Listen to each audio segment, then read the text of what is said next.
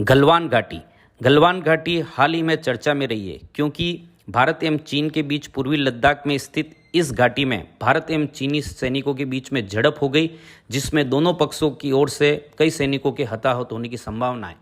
भारत के 20 सैनिक इस मुठभेड़ में मारे गए। कर्नल संतोष बाबू 16वीं बिहार रेजिमेंट के कमांडिंग ऑफिसर, जो गलवान घाटी में चीनी सैनिकों के साथ मुठभेड़ में 15 एवं 16 जून की मध्य रात्रि को अपने 19 साथियों सहित शहीद हो गए। DSDBO road.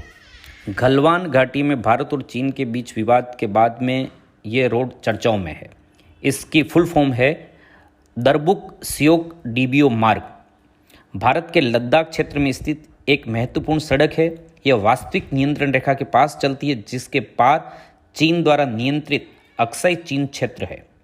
DSDBO मार्ग लद्दाख की राजधानी लेह से चलकर दरबुक और सियोक घाटी में स्थित सियोक गांवों से होती हुई उत्तर में चीन की सीमा के समीप स्थित दौलत बेग ओल्डी DBO तक जाती है। सियोक से DBO तक का मार्ग 220 किमी लंबा है और इसका निर्माण 2000 से 2019 के बीच सीमा सड़क संगठन PRO ने करा था। सुशांत सिंह राजपूत। बॉलीवुड के 34 वर्षीय अभिनेता ने 14 जून 2020 को डिप्रेशन की वजह से अपने बांद्रा स्थित घर में खुदकुशी कर ली। मौत की वजह डिप्रेशन माना जा रहा है। प्रधानमंत्री श्री नरेंद्र मोदी सहित कई दिग्गजों ने इस अभिनेता को अपनी श्रद्धांजलि अर्पित की है।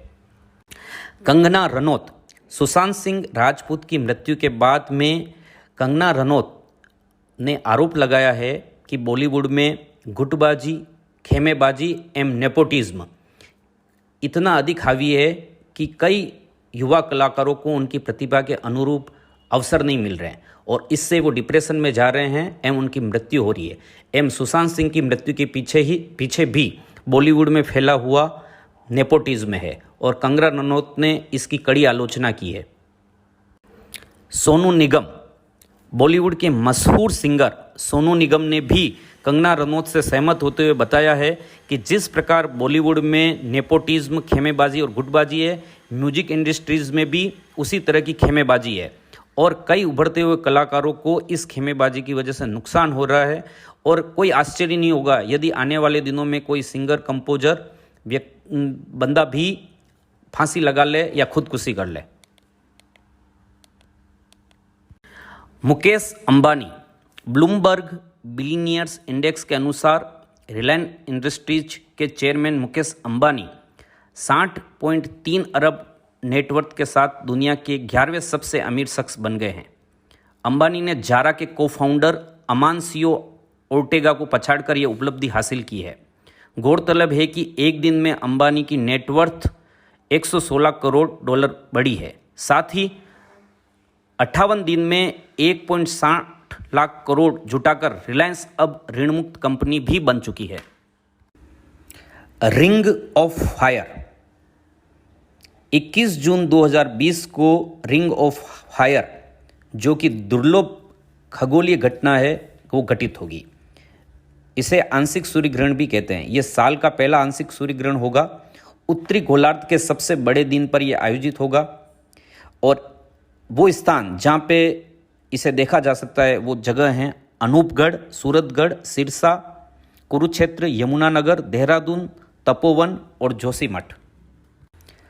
महिंदा नंदा अलुथगमागे। ये श्रीलंका के पूर्व खेल मंत्री है, जिन्होंने आरोप लगाया है कि 2011 का विश्व कप फाइनल जो भारत एवं श्रीलंका के बीच में खेला गया था वो फिक्स था। श्रीलंका के वर्तमान खेल मंत्री ने इसकी जांच के आदेश दे दिए हैं। गरीब कल्याण रोजगार अभियान। PM ने रोजगार बढ़ाने के लिए शुरू किया 50,000 करोड़ का गरीब कल्याण रोजगार अभियान। प्रधानमंत्री नरेंद्र मोदी ने गांवों में रोजगार के अवसर बढ़ाने को शनिवार को 50,000 करोड़ के गरीब कल्याण रोजगार अभियान की शुरुआत की।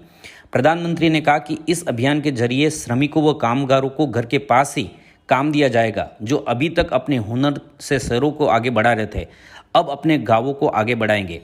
6 राज्यों के 116 जिलों के लिए शुरू की गई ये योजना बिहार के खगड़िया के तिल्हार गांव से शुरू हुई।